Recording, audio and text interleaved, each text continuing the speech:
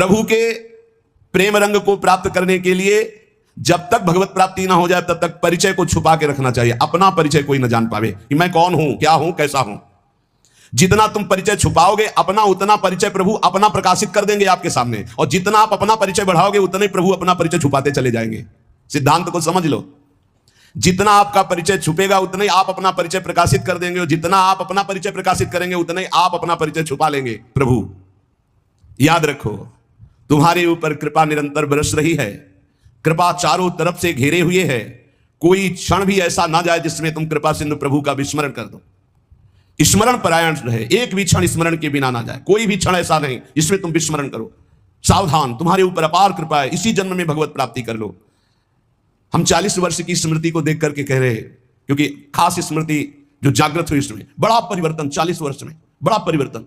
आगे अगले जन्म में क्या हमको भजन करने के लिए अवसर मिलेगा पता नहीं, कितना विघ्न आ जाएगा। इसलिए तुम वंचित न रह जाओ भगवत प्राप्ति से, नहीं तो बहुत दुख भोगना पड़ेगा।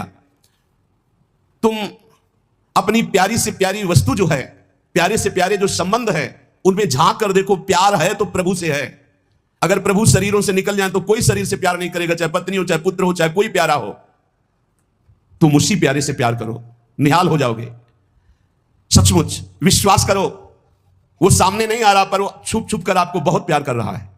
सम्मम प्रिय सम्मम उपजाए, सच्ची सच्ची सच्ची बहुत प्यार करते हैं प्रभु, बहुत प्यार करते हैं प्रियाजू अपने लोगों को। अहेतुक की कृपा। हमारा प्यार देखो क्या है, ईमानदारी से देखो, 100 में 1% प्यार नहीं प्रिया प्रीतम के प्रति, और उनका 100 का 100% हमारे प्रति प्यार है। देख लो कहां हम कौन है, कैसे हैं, आज भी कैसे हैं, और उनकी कृपा कहां बैठा ले, क्या कर रही कृपा उनकी, कितना अमोघ। हम कर रहे हैं तो बुरा ही कर रहे हैं, और वो कर रहे हैं तो कृपा ही कृपा कर रहे हैं। हम सो ना बिगाड़न को, तो सो ना समारन को, तो ही मोई परी होड़। जब ये बात हम देखते हैं तो रोना आता है। कहां उनकी अपार कृपा और कहां हमारी नीचता। वो अज्ञात रूप से आपको बहुत प्यार करते हुए हर समय आपको दुलार कर रहे हैं। वो तुम्हें कभी एक क्षण के लिए भी नहीं छोड़ते।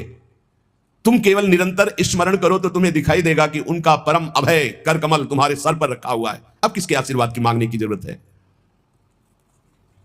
तो आप पूछेंगे कि यदि इतनी बात आप कह रहे हैं कि हमारे को चारों तरफ से भगवान की कृपा घेरे हुए है, हमारे ऊपर भगवान का अभय वरद हस्त है, तो फिर मैं जल क्यों रहा हूं, मेरे अंदर जलन क्यों है, हृदय क्यों नहीं शीतल हो जाता। दिन रात हृदय में शोक है, विषाद है, चिंता है, आग की तरह जल रहा है, चैन नहीं मिल रही है। ये क्या कृपा है आपकी, ये क्या आपका अभय वरद हस्त है। आप कह रहे हो सब पर कृपा है, तो मेरा तो हृदय जलता रहता है, मेरा तो हृदय विषाद चिंता शोक से युक्त रहता है। उत्तर यह है, ना आग है ना जलन है, तुम समझ नहीं पा रहे हो। तुम्हारी उल्टी सोच की जलन है, तुम्हारी उल्टी समझ के कारण यह जलन है। अगर समझ जाओगे तो निहाल हो जाओगे। तुम्हारी उल्टी चाल है, दुख की तरफ चल रहे हो, असत का चिंतन कर रहे हो, जो जलन है उसका चिंतन कर रहे हो, उसमें फंसे हो इसलिए जल रहे हो।